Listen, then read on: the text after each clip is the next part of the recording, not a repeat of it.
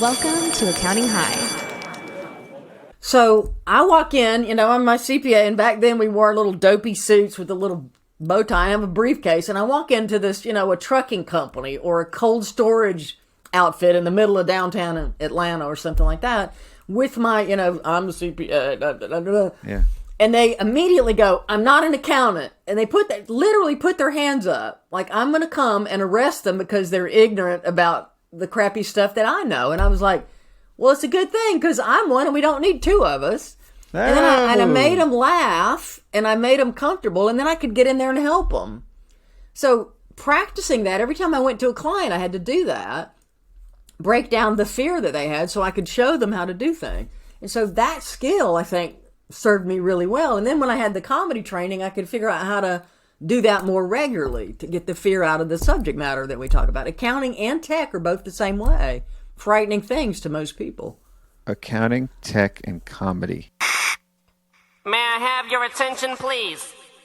If you're trying to make $1 in dynamic finance modeling, strategic with your guidance, you'll transform all your compliance in. Import reports the match index, a formula on top of it, immaculate. You'll drill down to that brand new flash report template. Whoever having problems with inaccurate reports you built, just holla at the LiveFlow team and autopilot all of it. Constraint capacity, blame it on trouble finding new talent. Consolidate your LNPs for an ultimate report package. Turn static figures seamlessly to interactive narratives. Piece together numbers easy for your clients. Centric knit, create custom dashboards, never pull that month-end report again. Reduce, repeat, and simple tasks with the super dope technology. Free templates in their library to modify and meet your needs. Do more with less, workflows unlocked, and you'll increase capacity. Tutorials, YouTube how-tos to use the core product. Import all your QBO reports to Google Sheets. Got fantastic. everybody watching YouTube, got 100 how-tos. It's either way accountants are using this tool with the click of a button, and all the time it's saved. No more copy and pasting for your custom reporting. QuickBooks integration, so no more exporting. It's automation, stop the time clock. Client support is over the top, loving the life, the life. Connect QuickBooks with any Google Sheet, so easy to live, the life. You use it how you want to use. I'm living my life, my life. It's a done forever tool. I'm loving my life, and I'm gonna profit.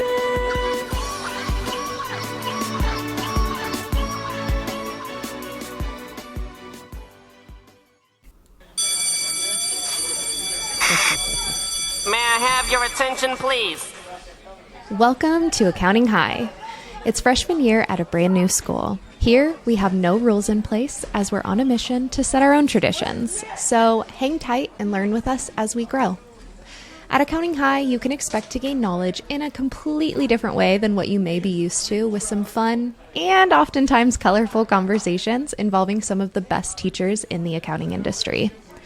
Whether you loved high school or you hated it, here's your chance to be a part of an unforgettable experience redone. While you're here, don't forget to follow us on Spotify or subscribe on Apple Podcasts or wherever you may be listening to us right now so you don't miss out on any new episodes. And feel free to leave us a 5-star review letting us know how the school year is treating you.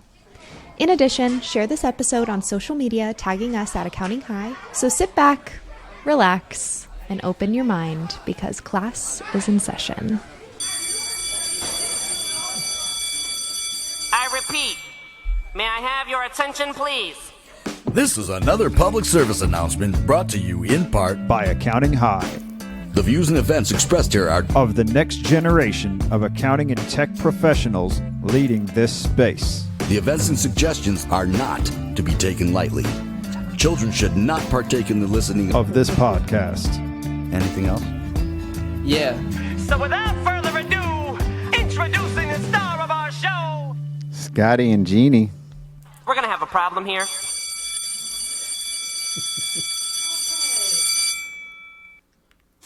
Class is in session. I am honored to have the wonderful Geni Whitehouse on with me. Geni's been known in the space for a while now. She's done a TEDx talk. She's a writer, speaker, blogger, Twitterer. She's an instructor. She's a teacher. She's a faculty at Accounting High at some point here. We're going to be talking about that. We're going to be talking about finding your voice. We're going to be talking about niching, selling advisory services, and living your passion with purpose. Thank you for joining me today, Geni. It's a blast to be here with you, Scotty, although that whole high school thing's kind of frightening. Is it? Is it though? Yeah. Why is it Walking through frightening? those halls, being late for class, being the nerd in the corner that nobody wanted to talk to, brings back scary memories. So that's one thing that has come up a few times is people's high school experiences may not have been the best. So we're trying to re-envision that now, right? We're trying to go back to high school and do it differently, do it better. Yeah. Where did you go to high Great school? thing. Went to Wade Hampton High School in Greenville, South Carolina, named after a Confederate general, which I haven't heard if they've had to change the name. They need to. I would hope that they have at this point. A lot of names are changing. You know, we got the Washington team for football. Yeah. A lot of people are changing names, so that would be the right thing to do. And all the military bases are changing right now. They had a big thing about it this weekend. Yeah. So, and I'm in North Carolina. I know that we both went to the same college. Same amazing place. God's Tar country. Heels. University of North Carolina, Chapel Hill, North Carolina. Beautiful, wonderful place. Tar Heels. That's the color I bleed. That's the blue I bleed. That's my blue. I first met you at a pageant event last year, and you saw I was wearing all Carolina, and you pointed out, "This is Carolina boy." And then I saw you again like the next week. That's and then right. we've been like traveling pairs. Everywhere I go, I tend to see Geni. Right. We're in the same clubs. It's amazing. Same clubs. Me hanging out with a cool person like you. It's the cool fantastic. kids. Well, this is actually, it's funny you say that because I have a series. The series that this is going to be under is the Cool Kids. So we've got 5 different series we run here at Accounting High. And this class is the Cool Kids because I see you as one of the cool kids in this space. Wow, that's exciting. It's through my eyes. That's I know an you say honor. you're a nerd, but nerds are cool too. Even a nerd can be heard, right? Well, you know, when you go to those high school reunions, however many years later, you find out that the people who were the cool kids are not so cool anymore. Right? Some of us nerdy folks have found our place, so it's an interesting thing to go back and revisit. It's a beautiful thing. Yeah, I love that. It is. It is. So where are you calling me from today? Napa, California, wine country, y'all. Come visit, drink up. We need the visitors. So I'd love to talk about you just packing up and moving there. Coming from, where did you move from when you moved there for the first time? I was in the software company at the time, and I was transferred from Atlanta, Georgia, where I'd been for 15 years, where my kids basically grew up, to Pleasanton, California, which was the headquarters at the time for ACPAC, a company that had just been acquired by Sage, and they moved me to Pleasanton to take over the ACPAC product. So I was VP of product management, and they moved to us across the country. Drove across the country with that basset hound in the back seat of a 3-door red Saturn. My daughter and I and the dog drove across country to get started. Yeah, in Pleasanton. How did you take a U-Haul truck? Like, what did you? Well, we just went ourselves, so I needed to And go you early paid some to movers. get to work. Yeah, and then my husband stayed and got everything packed up and closed down the house in Atlanta. My son went off to college. He says, we ripped him from the only home he ever knew. We moved when he was in college, and he came home to Pleasanton and didn't know anybody.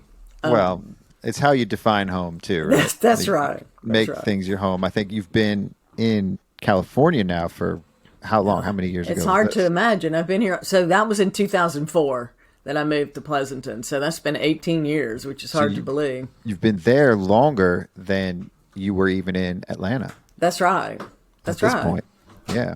Yeah, So now I I'm think kind of a native redneck now. you're kind of I don't know, a native redneck to California. then, That's right. Yeah. So let's just talk about, I guess, you were at a software company, so that sort of bridges this gap of we've got accounting and we've got software, and a lot of the people that have had their heads in the cloud space, that's why we travel together. That's why we've been in a lot of the same places, because our heads have been in the clouds, so to speak, right? But how did you get into that? What did you major in? What did you go to school for? I majored in accounting. I went to UNC, so I'm in Greenville, South Carolina. I decided in 7th grade I wanted to be a CPA. I started everything In the that I seventh did. grade? 7th grade. I That's told you I middle was school. nerdy. I told you I Middle was school. nerdy, Scott. I wasn't kidding. I mean, I was totally focused on what am I going to do. I love math. I asked a teacher, what do you do if you like math? She said 2 things, either teach math or become a CPA. And I said, which one makes the most money? She said CPA. I went, okay, that's it. And it happened, my dad was selling tax books to CPAs. He was working for CCH, now Walters Kluwer, and he would sell these books that they would keep on their shelves. And I helped him buy those books. Yeah, I helped him update the pages. So they would get, as tax cases would come out, you have to take out the old pages and put in new pages. And I was a kid, he paid me 50 cents a book to update these things. So I was looking at it going, what is this stuff? What does it mean? And people would pay just for the new pages. People every would, year. they'd get a subscription. I know this is, didn't this seem like the dark ages? I mean, we're taking paper, putting it in. And so those things would get out of date very quickly. So you'd have stacks of these things that had to be updated, and he would have me catch people's books up for them. So I was going into CPA firm offices and going, wow, these people are styling. I want to be one of those. You know, Styling? Nice, yeah, they had Their fancy offices. Yeah, nice, all right. nice plush chairs and books on the thing. I'm like, yeah. So it all kind of came together. And so I was on a absolute mission to get into the best accounting school that I could and to get a scholarship because I knew my parents couldn't pay for it. There were 4 of us going through school pretty much at the same time. So I needed to get a scholarship. So I needed to get my grades. I needed to get my scores. You know, I needed to do all this stuff. So I started working on all that stuff at that point. In high school. In 7th grade. In Yeah. 7th grade, even Yeah. a nerd. So I your see. experience in high school was, I'm getting to Carolina and I'm getting a scholarship. Was Carolina, did you have your eyes set on Carolina? Carolina or? was my top choice, and I applied to other colleges, but I didn't want to go there. And that was the dream place to go. And when I got in, it was the best day of my life. It was like, I can't believe it. And I got scholarships. I got aid. I got scholarships. I was able to do it. Out of And it state, was too, which out of is state, not which easy. Really expensive also. So it was. Well, it's not if you get scholarships. Yeah. So Yeah, I was very fortunate. So you found your place at Carolina. Where? Yeah. Give me a story from Carolina while you were there. Something Well, fun. the moment I arrived on campus, it was like the clouds parted, and I went, "Oh my gosh, I'm here!" Where'd you stay? Morrison? I was in a dorm called the ACOC. Which is ACOC, the I know ACOC. main campus, which Yeah. they had just converted, Scott, from a male dorm to a female. All female? To all female. So I walk into the dorm, I go into the restroom, and they're urinals, and I went, I think I'm in the wrong dorm. Something's wrong here. And they said, no, we just converted. We're in the right place. We're all co-ed now. But it was pretty the much. first time I ever had a social life. I mean, it was like I could reinvent who I was when I arrived. I knew one person from South Carolina that was also at the school. I didn't know Sure. anybody, and I had to develop social skills. I got in leadership roles as a result of that, and I think the social skills that I gained changed my life more than anything I learned in my whole time at Carolina. Wow. Yeah, I actually think that probably could have been a handicap for me because I had a lot of social skills I brought with me from high school, and I thought I knew it all about social interactions. Yeah. That hurt me. So for you, you had a fresh start. I did. I really had a clean. Nobody, knew anything. I could become whoever I wanted to be, and I didn't. I'm not sure I knew how to handle that, but I'd never dated or anything, and it was like beer. Yeah, bring it on. What's that? What is that? Yeah. Well, turns out you turned out all right. Well, so thank you you, do that. Scott. What did you end up doing? So you So made it through Carolina. You graduated. I made it. So the interesting thing about my time at Carolina is I had this mission, right, that I had to become a CPA. So I'm focused on that. But then I took classes in things that I was interested in. All of my electives were stuff like I took drama classes. I'd never been in a drama anything, but I loved learning about plays. I liked math, but I also liked English. And I had taken AP classes and all of that stuff so I could get to college. But the other things that I did, and my other electives were all computer programming classes, which is all we had to do back then, Scott. Mainframe programming. So in order to take those classes, I had to take advanced physics and continue the math stuff. So I was taking upper level calculus. Those were my electives.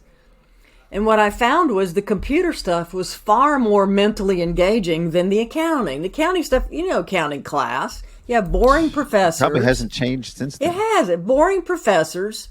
And and just learning a bunch of rules. And computer stuff was figuring out how to solve problems. And I wasn't very good at it, but that engaged the math stuff more than most of the accounting classes. But I still went, I'm here for accounting. This is my path. I got to do that. But that exposure to programming, and I got programming in COBOL and Fortran and something called PL1, PLC. All the formula stuff that I learned made it so easy for me to do anything in Excel and Power BI and Microsoft SQL and all those tools that came after that. I had an understanding of how that worked, and Had a foundational knowledge, and that made of a all huge difference. I mean, there are not many people my age that know that kind of stuff.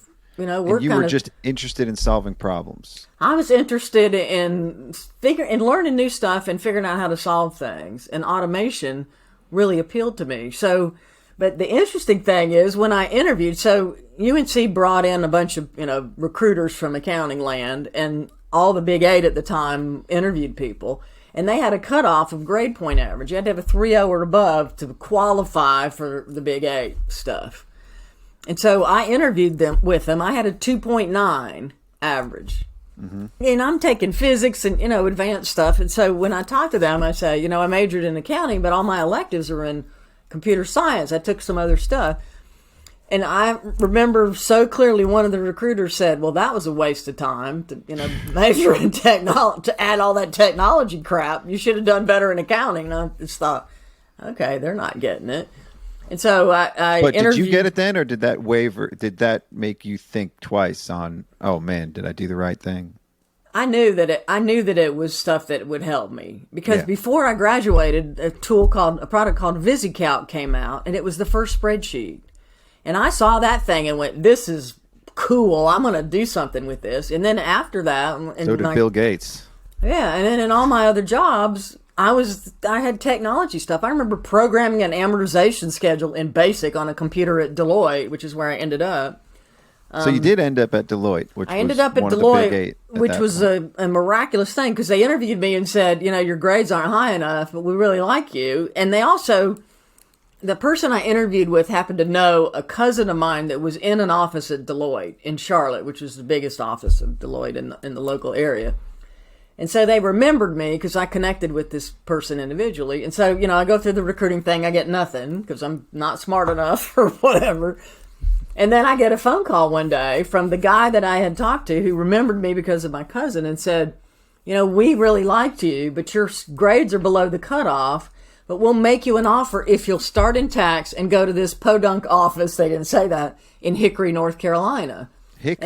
Hickory, North Carolina. And I said, done. Yeah, I don't care where I go. I want to be with Deloitte.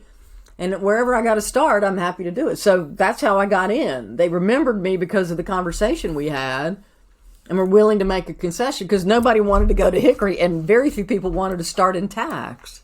Yeah. Well, this is a 0.1 difference in GPA too. Exactly. I know, that's the thing. But no matter what they say the standards are, you can always set yourself apart somehow. And I was very comfortable with the interviews because of this social exposure I had during, and this is kind of you hate to say it, but sorority life really gave me a chance to be a leader in leadership roles, to have to meet people I didn't know and figure out how to have a conversation. And all of that stuff really helped me in interviewing. It probably traveled with you all through life too. Yeah, it's stuff made you a better speaker. Yeah. And it made you aware of how do you make somebody comfortable also. Which is confidence too. You got a lot of confidence. I hope not too much. You were finding your voice as you, maybe not now, but you probably did then, just to be able to do all this stuff now. I mean, I wouldn't discount anything that you're doing. Don't say not too much, because there's a lot that you're doing and a lot you've accomplished throughout your years. So we'll get there too. But going through, and I don't want to fast forward too much, but you didn't end up at Deloitte. You were there for how long? 4.5 years. 4.5 years. And then what'd you end up doing after that? And then, so I was in 3 different offices. So I was in Hickory, North Carolina. Then I transferred to Greenville, South Carolina, my hometown, because I was getting married and I moved home to save up to pay for the wedding stuff. And so then from there I got married and we moved to Nashville, Tennessee, and I transferred again with Deloitte. So you hit almost every state in the South. I hit all the redneck states, yeah. All of them. North, South, and Tennessee. Georgia, Tennessee. Tennessee. That's right. And so right. I left the redneck states. I left Deloitte and moved to Minnesota, Minneapolis area in Minnesota. Ooh. Freezing. That must have been cold. Freezing cold, but wonderful, beautiful state. I was in Eden Prairie, and I worked in a corporate tax job for a company called Super Value, a huge wholesale grocery company, and their headquarters were in this beautiful little town called Eden Prairie, Minnesota. And we moved up there my husband had a job, and then I found a job with Super Value. But I knew I wasn't on the manager partner track at Deloitte. And so I knew that I didn't want to stay, and that I had a relatively short time to stay on. I mean, they made it real clear. You were on the track or you weren't on the track. And so you were not on that track, but you were just on a life track here. And I was on a life track. You're traveling, That's right. traveling with your husband. You moved there for that. Yeah. How did you end up? So I know you ended up in Atlanta. How did you end up there? So I worked there. So, corporate life is very different. And this job was very unique, and it was a great company, and I really enjoyed the time there. But basically, they needed a manager to come in to help set more rigorous processes around their tax filing. They filed in every state. They acquired companies all over the U.S. They had filing in every state.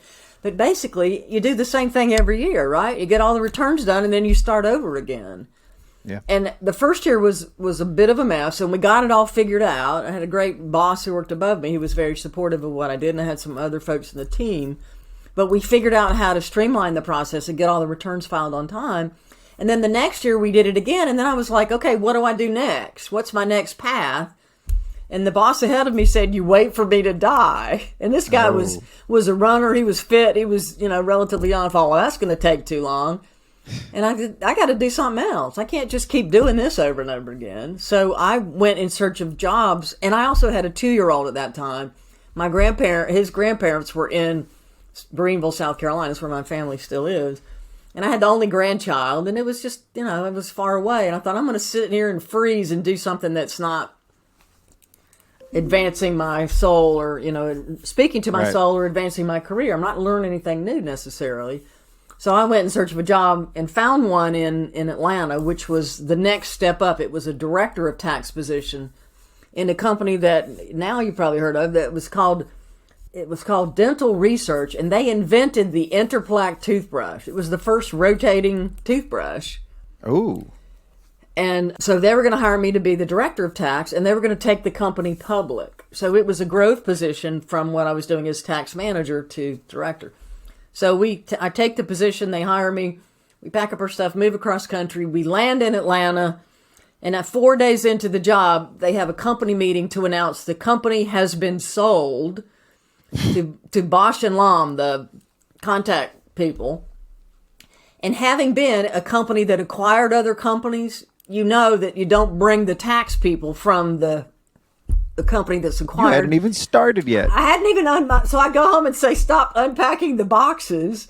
We've been acquired, and I know my job is going to be eliminated. I don't need a director of tax if we're under a bigger company that already has all that stuff. So they were just amazing, though. They said, we couldn't tell you because there's a blackout period. We hired you before this deal was done, and while you're coming out of here, the deal closes. Your position is eliminated, but we'll keep you on, and you can do sales tax.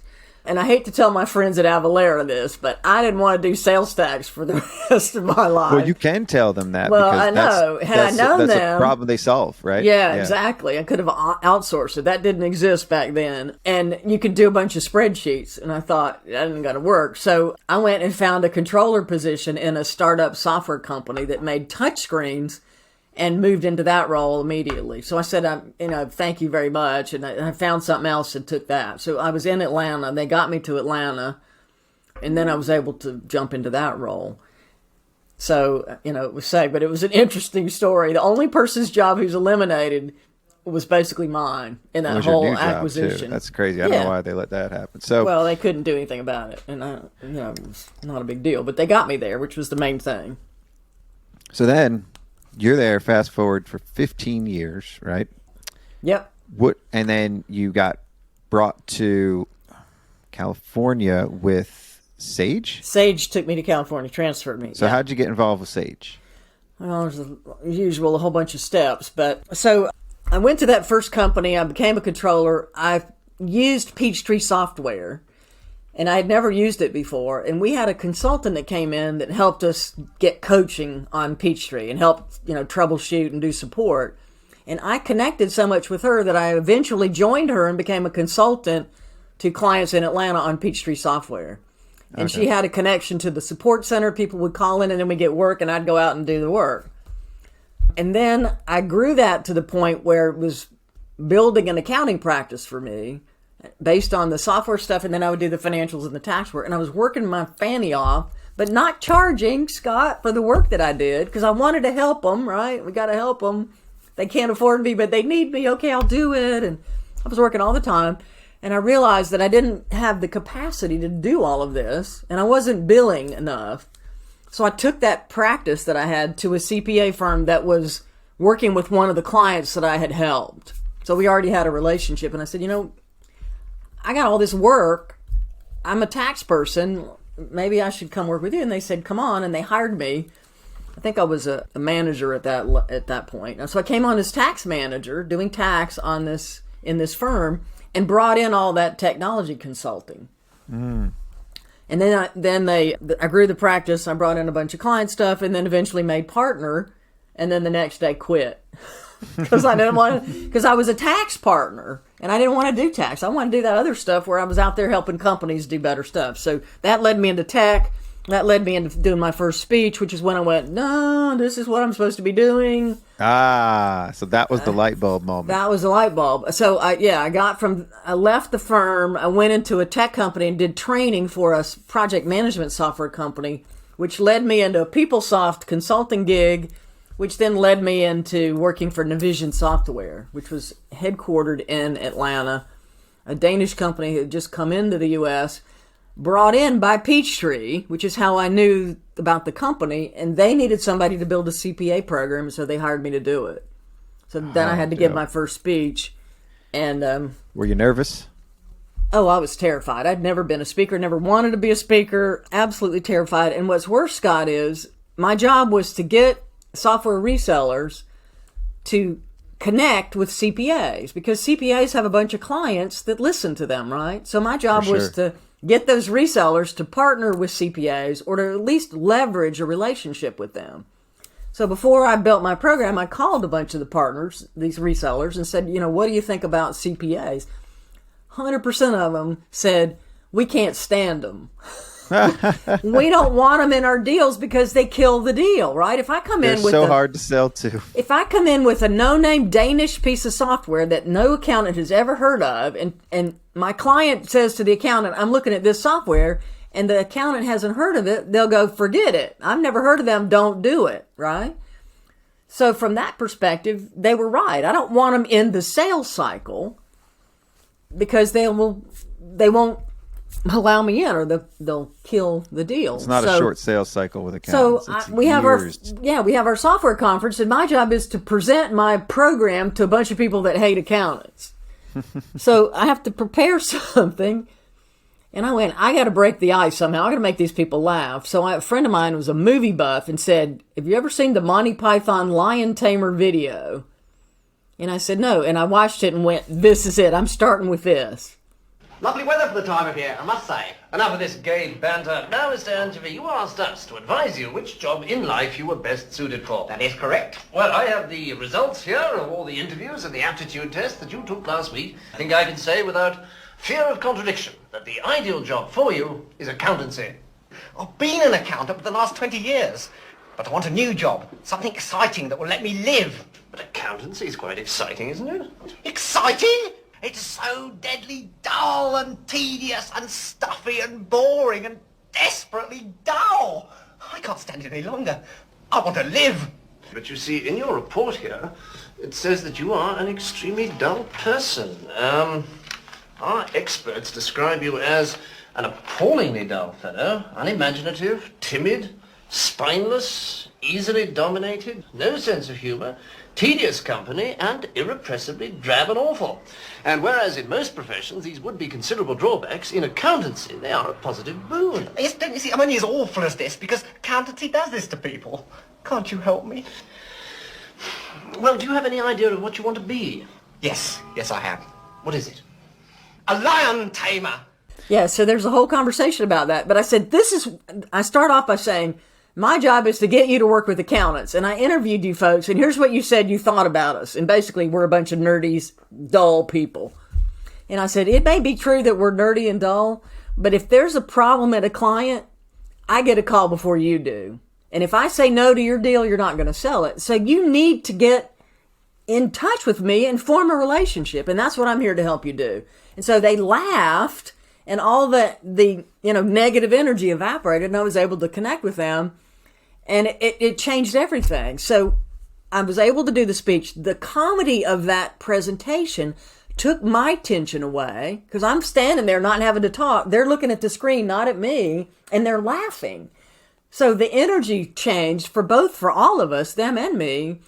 But I also saw how it opened up their minds to a new idea. So that's when I started going, I got to get good at this comedy thing because it's a tool I can use. And so it really became a focus. That was the first time that I realized the power of that. And then other things came along that really convinced me that I needed to go and invest in some training. So I took stand-up comedy training to figure out how to try to communicate. I love that. This is the best part of this journey here because I just got on that same journey and I just kind of figured that stuff out the past couple of years. Yeah. And it's thrilling to be able to take pop culture stuff and bridge that with the stuff that traditionally people see as boring and make it people laugh, palatable, make them laugh. Yeah. It's how we succeed. And that was the mission I was on. When I left the firm, my mission was to make accounting more valued by our clients because I hated the great work. And all these people in this firm who were really good at what they did were underappreciated because nobody knew what the heck that was about, right? And so, and I realized that's what frustrated me about tax work. Nobody gave a flip about it. And I'm doing all this stuff to make it right, and it didn't matter at the end of the day to that business owner. It didn't help them. So my mission was to try to get to those people and educate them about what they needed, which is why I went to technology, because technology was one of the ways we could make this stuff better for people. So after I experienced that, I was really dedicated to trying to make it better the way I could approach people so that they could understand it. And comedy has been a huge part of everything I've done since. And also, when I went out to these small business clients, I would walk in, these people on Peachtree at the Peachtree Software, they were all over Atlanta. I mean, a town, Peachtree, and a town with 500 Peachtree streets. There are a lot of users of that software. So you walk in. It's a coincidence. But yeah. Well, that's why they named it Peachtree. And it was in Atlanta. It was the headquarters for Peachtree. Oh, dope. Okay, so it's no coincidence. Yeah, it's not a coincidence. So I walk in, I'm my CPA, and back then we wore little dopey suits with a little bow tie. I have a briefcase, and I walk into this, a trucking company or a cold storage outfit in the middle of downtown Atlanta or something like that with I'm the CPA. Yeah. And they immediately go, I'm not an accountant. And they literally put their hands up. Like, I'm going to come and arrest them because they're ignorant about the crappy stuff that I know. And I was like, well, it's a good thing because I'm one and we don't need two of us. And then I made them laugh and I made them comfortable, and then I could get in there and help them. So practicing that, every time I went to a client, I had to do that, break down the fear that they had so I could show them how to do things. And so that skill, I think, served me really well. And then when I had the comedy training, I could figure out how to do that more regularly to get the fear out of the subject matter that we talk about. Accounting and tech are both the same way. Frightening things to most people. Accounting, tech, and comedy. That's right. That's the combination. Well, for Geni. and many years later, thanks to another accountant from Greenville, South Carolina, Jason, yeah, he's the second cool accountant from Greenville, South Carolina. I want it to be known. That's right. And I think that's how I met Greg Kite. But Greg was the second comedian CPA. Ooh, yeah. And Greg does it in comedy clubs about accounting, which he's my hero. I think he's amazing. I've had him do some cartoon stuff Ron Baker for me. said the same thing. Ron Baker said that's his hero. He's incredible and brilliant also. I mean, he's great. So he does actual stand-up. I use the training to do educational stuff. And he's got like a comedy CPA thing. I mean, he does all kinds of cool stuff. But I mean, he's one of my favorite people. So the skill set, you know, there are different ways to acquire the skill set if you want to be a communicator. But to me, that was the scariest thing I could do. And also the most different way to learn. There's Toastmasters and stuff. And to me, Toastmasters was like work. You had a list of stuff and you had people ringing bells and critiquing you and all that. Stand up, you either die on stage or you make people laugh. And it's easy to see if it works or not. Yeah. It was fun. I'm getting all dried out here. Well, yeah, Greg is a big inspiration for me in doing what I'm doing. So this is so cool that it came to this. So now that you've kind of found your voice in comedy and you found your place, you know, where you fit in, did you feel like you were born again at that point? Like the whole world is now like your whole life in front of you is a different path almost. Oh, absolutely. I mean, first of all, I'm in Napa Valley. How did that happen? You know, that whole experience, my ability to do things that I love every day, it's insane. I mean, every time I create a presentation, I sit there and go, how did I get here? You know, how to get to this? And I consult with wineries in Napa Valley. I went out 2 days ago to a new winery, met with the team and educated them on financial concepts. They were laughing. I mean, you come in as a CPA talking about finance and people are going, oh my gosh, this is going to be awful. And I start off with a vocabulary comparison between their scary terms for wine and my scary terms for accounting and make them laugh. It's like a routine that you've worked out. And then they go, okay, we can listen. And then I keep them with me, hopefully. But, you know, by the end of the time, they go, this is amazing. I always ask them what stood out. And they tell me things about how you make me more comfortable with this. And now I connect to this. And now I know I can go ask accountants questions. And it's so gratifying. And who doesn't love visiting wine? I know. And I walk away with wine. They gave me wine. I was like, this is amazing. I get paid to do this. And I get to take home stuff to drink.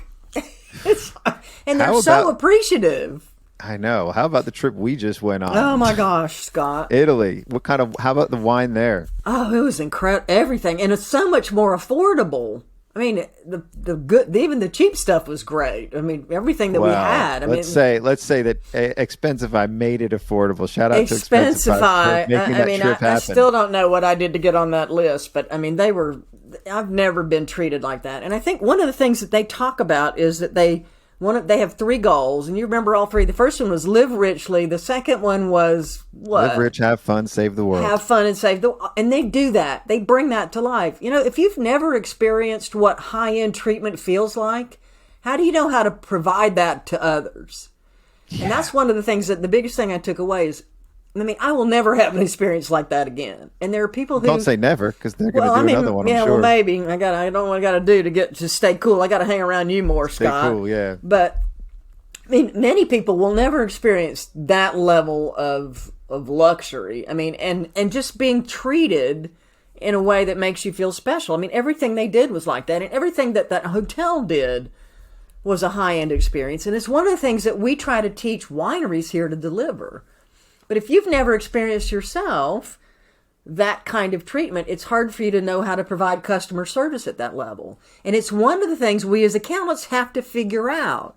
How do I make my clients feel like it's a high-end connection they have to me? How is it a high-touch, high-connected experience when I deliver whatever service I'm delivering? And I think the learning from being treated in that way serves us all so that we know what we want people to feel like when they're in our presence and the kind of hospitality connection we want to provide to those other people. So, I mean, it was really something. And it was a great bunch of people. It was really fun to get to hang out with you, Scott. We were hanging out by the pool, looking for cheesecake at one point. Filming music videos. And you were filming your videos. We had Blake Oliver running around shooting stuff. We had David Leary causing trouble like he always does.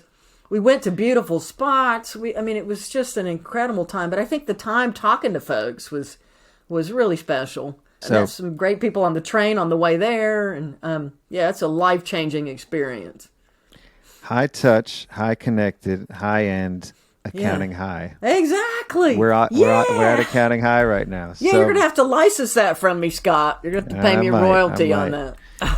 So finding your voice, and then your niche now. So you have. Tell me about what you're doing now, as far as like what lights you up, or what things that you're focusing on. Well, I had, again, the unbelievable good fortune. And, if you look back at your life, you can see the things that, miraculous things that led from point A to point B. I know you've seen it, Scott, when in retrospect, the fact that I got to California, the fact that I was training people about advisory back then and bringing in tools. So I was in software companies, and I connected with Mentor Plus, which taught accountants how to do advisory.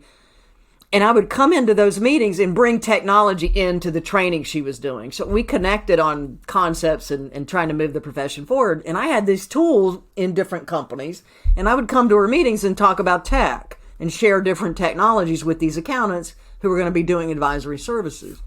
And they would meet 3 times a year, and I would go, I think, almost every time, because I'd have something new to bring in to share with them. So I became a regular presenter to this group of accountants. Well, a number of those accountants were in California.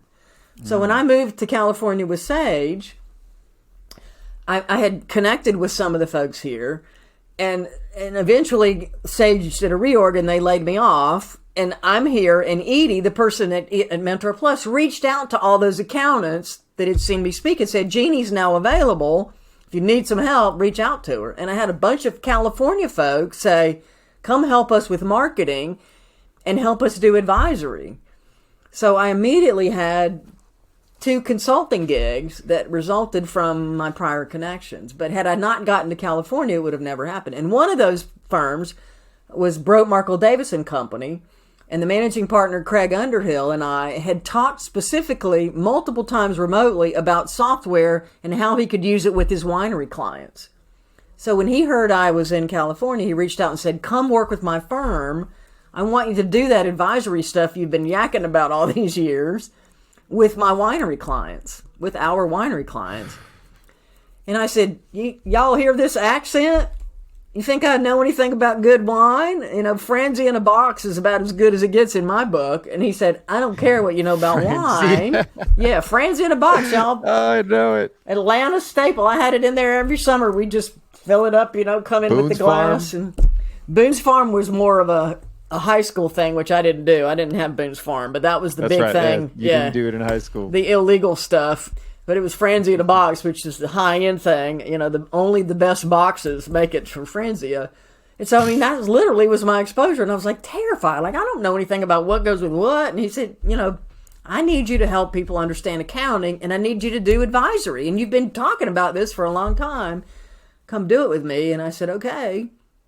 So I started doing it as a consultant, and then they put me on the team as a part-time employee because I still wanted to do the speaking, and I'd written a book by then. I wrote the book during the 6 months that I was paid to not work by Sage. And so I had the speaking career. I knew I wanted to keep doing that, but I also wanted to apply all these tools that I've been learning about and talking about. So I joined up, and I've been at that firm now for 16 years. Been working with them since '07. And but Craig really invested. They invested in me to build a market for the advisory service in the wine industry. And Craig was already doing it, but he wanted more exposure. And so they invested heavily to do that. And we did a lot of cool stuff at the beginning to try to spread the word. So after a lot of other people making decisions for you, like in a way, you get moved to Atlanta, and then they get acquired, all of these jobs that you had, all these corporate jobs, are other people making decisions for you. Yeah. And then you start comedy, then you start speaking, and then you start designing your own life moving forward. That's right. And it doesn't matter at what age you find that, or what age you get that spark, that passion. But once you do find it, once you find your purpose and the way to move forward, all of a sudden, every other trivial little thing in life that probably used to get to you or used to bring you down, now all of a sudden becomes an adventure and becomes an excitement. Once you align, and so the reason I have a Basset Hound in everything that I do is the Basset Hound came to me when I got asked to do a TEDx talk in Napa Valley. They had a Napa Valley TEDx event, a local TED event. they reached out because I'd been speaking in Napa Valley and said, we know you're a speaker, we want you to speak. And I was like, what do I have to do? They said, nothing. You want you to speak. And I was like, what am I going to speak about? Well, our theme is leadership. And so I hung up the phone and went, this is my dream, because I had just decided I wanted to move into keynote speaking, which has to be inspirational, right? Can't be just educational. And I know what I was going to inspire about. So they call me, I get all excited. I hang up the phone and go, oh my gosh, what the heck am I going to talk about? I haven't done anything. I'm just a nerdy, person in wine country. What am I going to talk about? I mean, we had CEOs who'd invented all kinds of cool stuff. We had nonprofit organizations speaking about things. We had all these different people. And then me, I'm like, eh. So when I'm trying to decide what to speak about, it came to me that that's what I'm going to speak about. I'm nothing special. I'm just a human, just like you are. And if I can be on this stage, so can you. And what I decided, what really gelled for me, is that I have two voices in my head. The one that says, you're not good enough, and what are you doing on this stage? And the one that said, I care about these people, and I have something to say, which was the Basset Hound. The Basset Hound voice is, yeah, I'm floppy-eared and slobbery, but, when I'm in my true Basset Hound self, that's when people can connect. But when I listened to the other voice, which was the nun, which is you should, you gotta, you better, black and white world, with the ruler going, you gotta do what I say. And I was raised Catholic, so nuns were something I had experienced. So the two voices were the Basset Hound versus the nun, and that became my talk. And so when I'm in my Basset Hound, I am frolicking and I'm happy, but I embrace my flaws, and I use those to connect with people. And so that's why Basset Hounds are all around me, to remind me, we raised them as a kid. So they were part of my life from day one, basically. We got our first Basset Hound, I think, when I was 8 or 9, a female, and we bred her, and then we had another female. So we had Bassets around me my whole life. And they're, if you look at them, they're just goofy looking, slobbery creatures, but they were bred for a very specific purpose.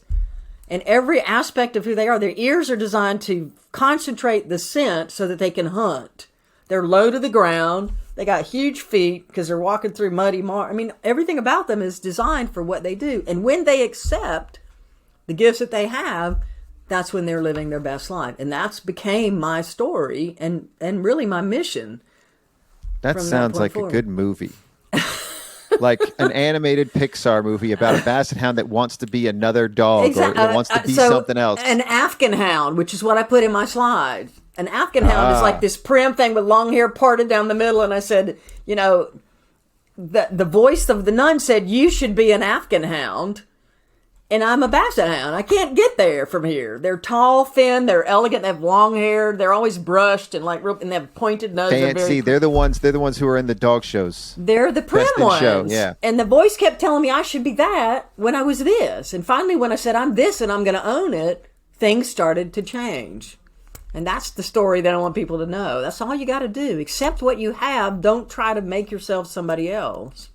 I love that. So, on the nun side of it, you're concerned with what other people are going to think and what they think of you, and you're getting in your own way. The nun is you getting in your own way. That's right. The Basset Hound cares about the other people. It doesn't necessarily care what they think. It just cares about them and wants to help them and really doesn't give what you think of me either way. You're gonna teach them. The Basset Hound comes from the heart.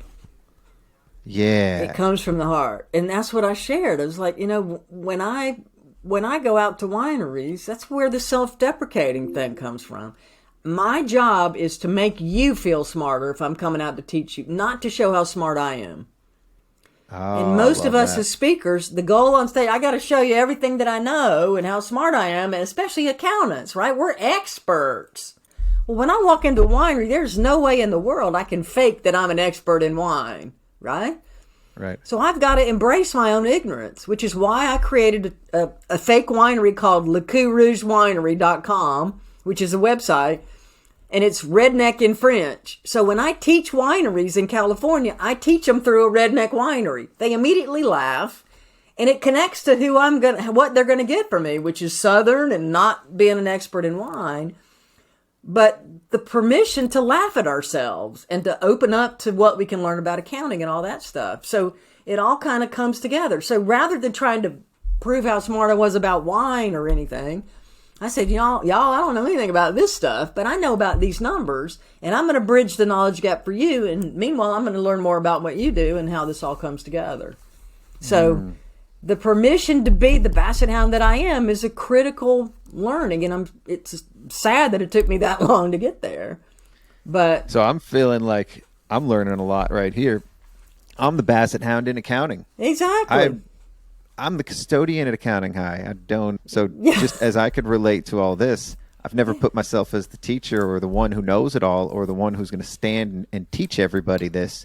Yeah. I'm just going to funnel it in from what other people say, and I'm trying to inspire others to do that too, because you don't have to be the expert. You don't have to be the expert. What you have to do is be an expert at you and what you can bring to the table, and then make others feel special and help them understand and help bring them along their journey too. That's the best thing that we can do. And that is the opposite of what most of us think we need to do as accountants, right? Our job is to have all the answers. And that's a big part of the training that I do, where I'm training advisory. The main shift that we make, and we do 3 shifts in our methodology: mindset, tool set, and skill set. The hardest shift for us to make is the mindset shift. The thought that I can't consult with wineries unless I'm a wine expert is ridiculous. What I need to do is be curious enough to ask that expert in their own business, wine, how they do things, and bring in an outside questioning ability so that I can uncover more about what they're trying to do and help them get there. And then we bring in tools, we bring in automation, we bring in checklists, I bring in facilitated coaching. I mean, I'm showing people everything they need to do with clients when they get in there and start asking different questions.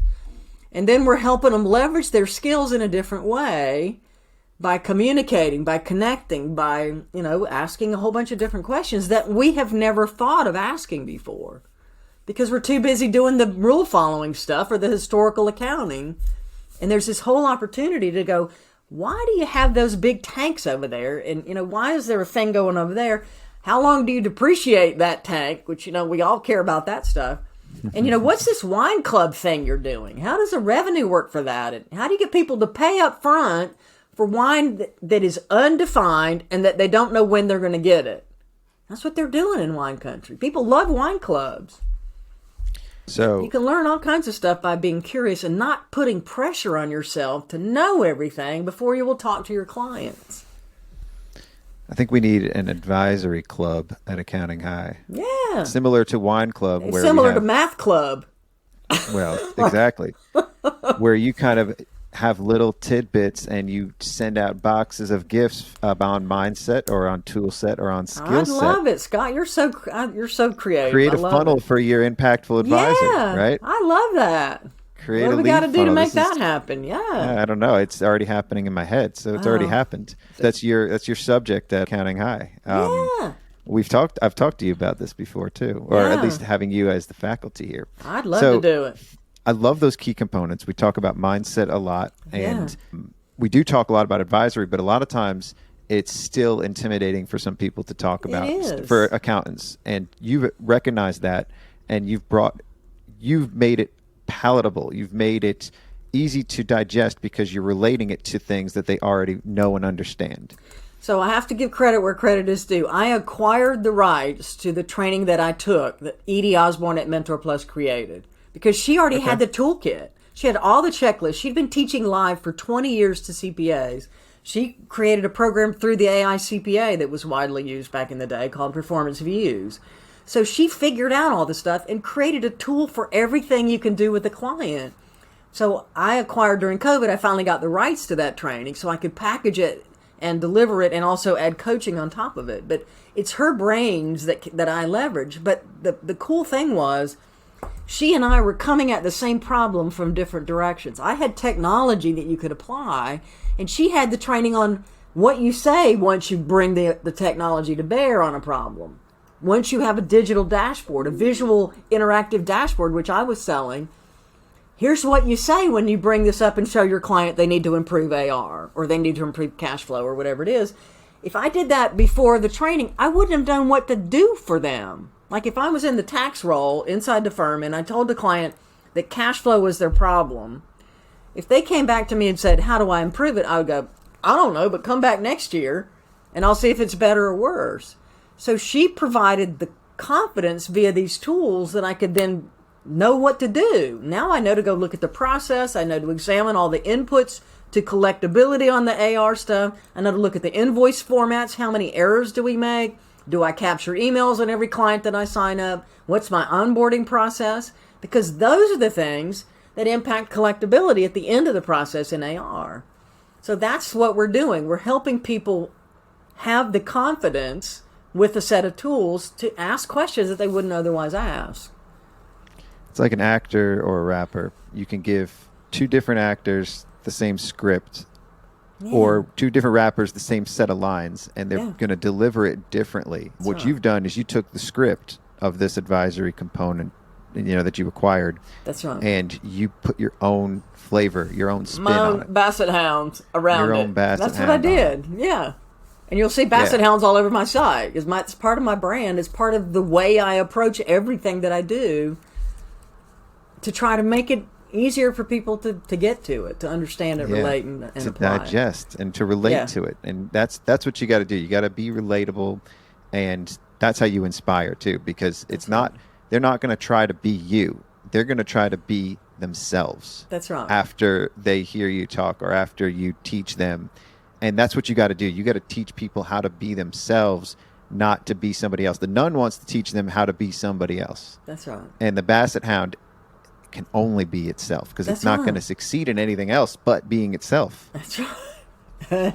I'm a basset hound now. This is my new analogy. Yeah. I'm only succeeding now because I'm being myself. That's exactly right. That's what you've learned, right? I'm going to embrace the stuff. I'm going to do rap, and it's fantastic. The creative energy that you apply to things is incredible. But that's also because I realized that people were telling me it wouldn't work, or this isn't going to... The nuns are everywhere, Scott. The nuns are telling you, like, this isn't Everywhere. going to work. Why do you think you're going to do this? Accountants don't listen to rap, this and that. But it's not about all that. It's about... That's what I feel comfortable doing. I don't feel comfortable doing something else or anything else that I was doing in the past.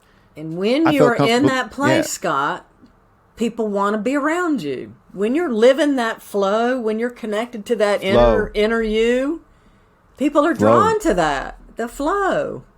That's rap. And when I'm speaking, it's like it's not me. It's like it comes through me somehow, because I'm so passionate about those people in the audience that I oftentimes can't remember what I said sometimes, because I'm so in the moment.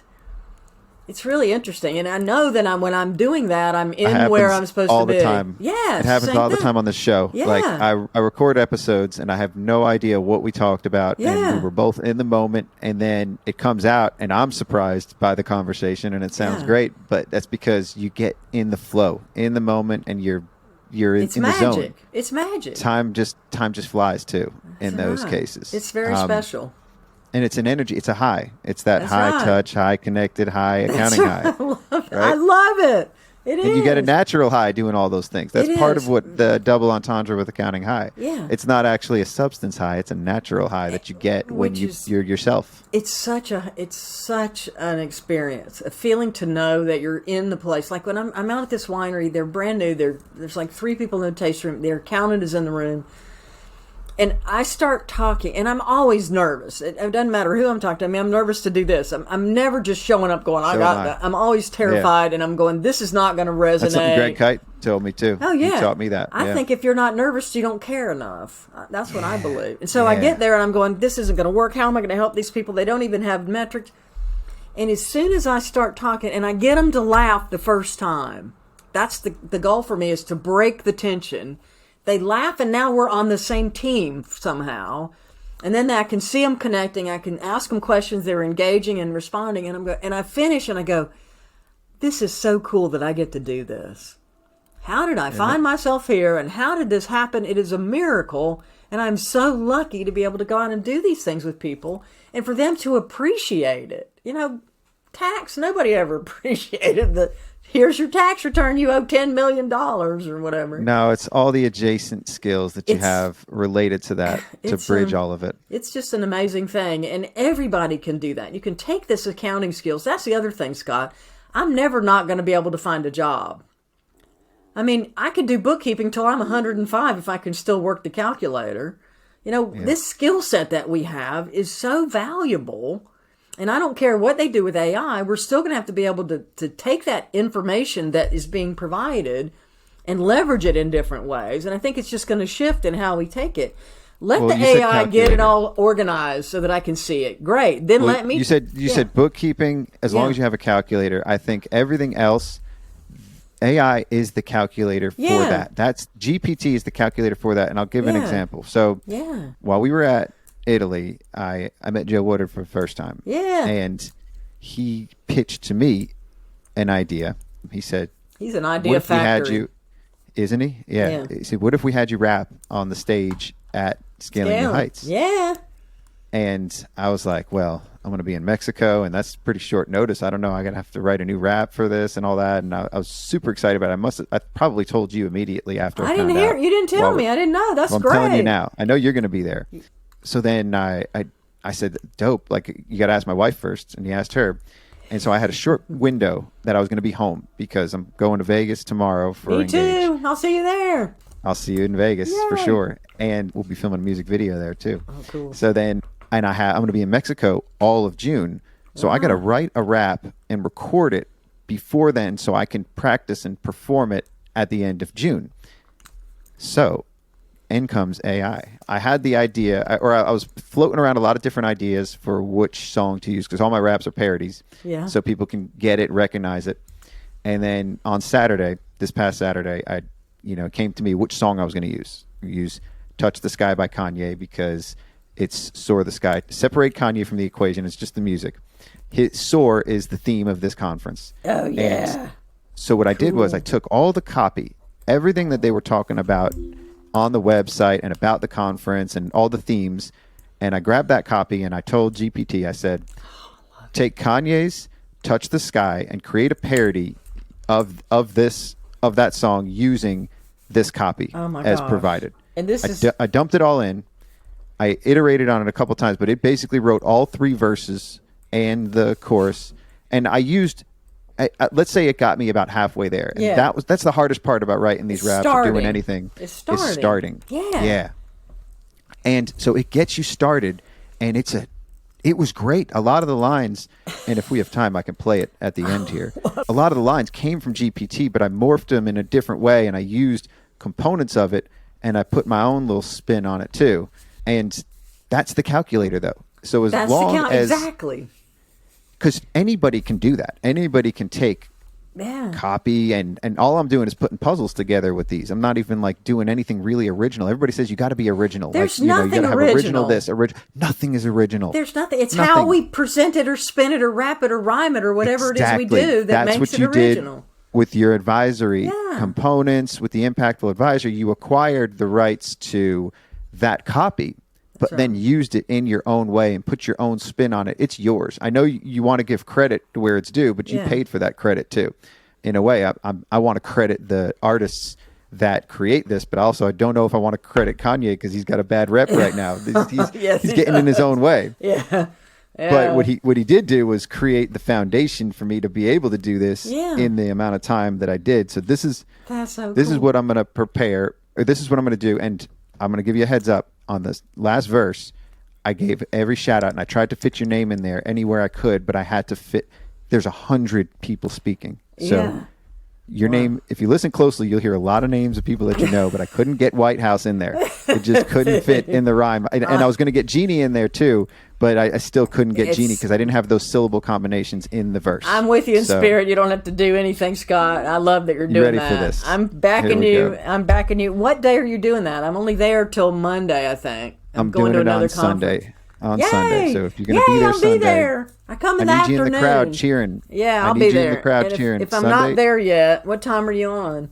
It's on the keynote. So I may not make it in time.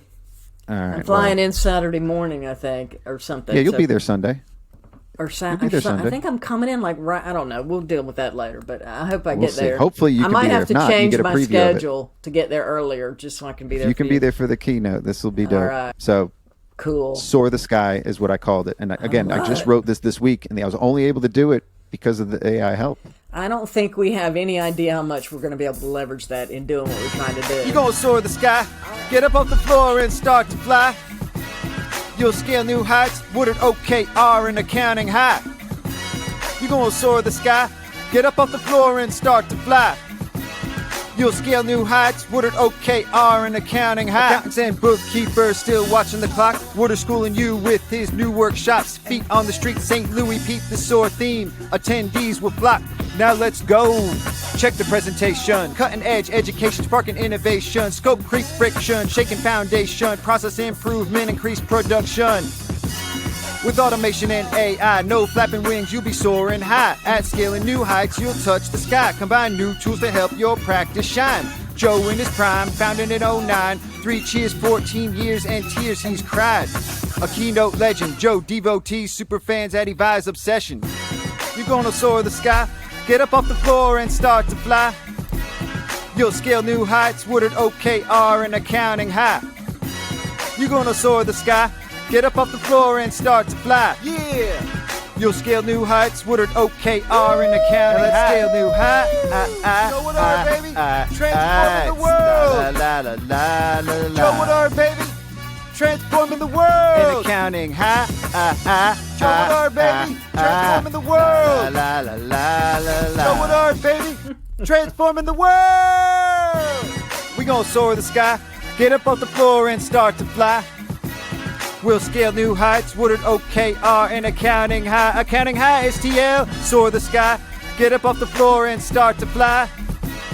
We'll scale new heights, Woodard OKR and accounting. Yes, profession leaders. Let's go hear from some fresh teachers. Amelia Earhart, Jeff Seabird, Jelaine St. Juice, Lisa Beaver, Denise Grove, Kat Sloan, Kath Gross Kerr, Ronald B. Randall C. Kless, Brolin Woodard, Rock Ball, Davis, Daryl, Deb DeFur, Kreider, Heather Davis, Bell, Heather Satterlee, Joel Kyle, Jen Diamond, Sarah Laidlaw, Michelle Long, Mike McCallowitz, Milky Edstrom, Trish Tate, Luth Cole, Allison Ball, with Michelle Vims, Gonzalez, Aguilar, Caldwell, Ernest Cook, and Kay Parks, Nicholas Christians, Esther F. Burkhardt. So many more presenters. Now let me in my verse right before the shit starts like, we gonna soar the sky, get up off the floor and start to fly. We'll scale new heights, Woodard OKR and accounting high. Accounting high, STL, soar the sky, get up off the floor and start to fly. We'll scale new heights, Woodard OKR and accounting high. Gonna fly, baby. New heights, scaling, new heights, scaling, new heights, scaling, new heights, scaling, new heights, scaling, new heights, counting high, counting high, counting high, counting high, accounting high. Keep it soaring. Keep it And soaring. I go by the name of OKR. That's OK Rapper. Yeah. Feels good to be Joe, baby. Feels good to be Joe. That was our musical guest for this episode. That is fantastic. You are unbelievable. That is the coolest thing ever. I heard so many of my friends that are going to be there. I know. I really did try to get your name in there, but it was just like I needed names that flowed with the original verse. And so I spent almost 8 hours on that last verse trying to get it perfect. Trying to get it to flow right. Yeah, with the rhythm. I get in my own way sometimes too. Everything's got to be perfect. I had a first version of the verse that was pretty good. It just wasn't to my standards. Well, so. you are incredible. What a gift. What a fun place to be on that main stage. I love it. And I was going to be in Mexico, so I don't know if this is supposed to be a surprise, but by the time this episode comes out, everybody's going to know anyway, so that's fine. We're trying to keep it low-key at least, but I'm going to film something in Vegas about, like, this is going to be, I'm going to film the video in Vegas and then probably use that in the as background? the backdrop on stage. Yeah. Cool. Yeah, it'll be dope. Really cool. So looking forward Amazing. to seeing you. I'll see you in Vegas, and I'll see you at Scaling New Heights. Yeah. Looking forward to it, This Scott. has been great. This has been the start of a possible series that we drip the Impactful Advisor. So tell our audience, our listeners, where they can find you, what Impactful Advisor is, how they can find out more about that. So it's theimpactfuladvisor.com is the website for my advisory training. You can find me. I have a website, GeniWhitehouse.com, Geni Whitehouse, like where the president lives.com. You can learn about my speaker kind of bio stuff there. I'm at Even a Nerd. I have LeCourRougeWinery.com if you want to read about the redneck winery that is created by my CPA firm, BDCoCPA.com. The winery folks that have enabled me to really do what I do by giving me a regular job while I'm building all these other things that are going on. They've been a great, you got a lot of brands. Great firm. Yeah, I do. Way too many brands. We got to consolidate all this. So yeah, well, the GeniWhitehouse.com sort of branches into all the things that I do. Good. So you can That's go your there. link tree. Yeah. So it's such an honor, Scott, to be here and talk to you. And I love your creative brain and the way that you think. We got to tap into more of that and work together on some more stuff. We will. We definitely will. Right. It's the start of something new. Right. You've got a creative brain. You've been doing this for a while now, so I have a lot to learn. You're the first comedy accountant CPA. So this is dope. I got a lot of potential titles for this episode. We'll see what comes out of it. All right. Thank I you, can't Geni. wait to see. Thank you, Scott. Class dismissed.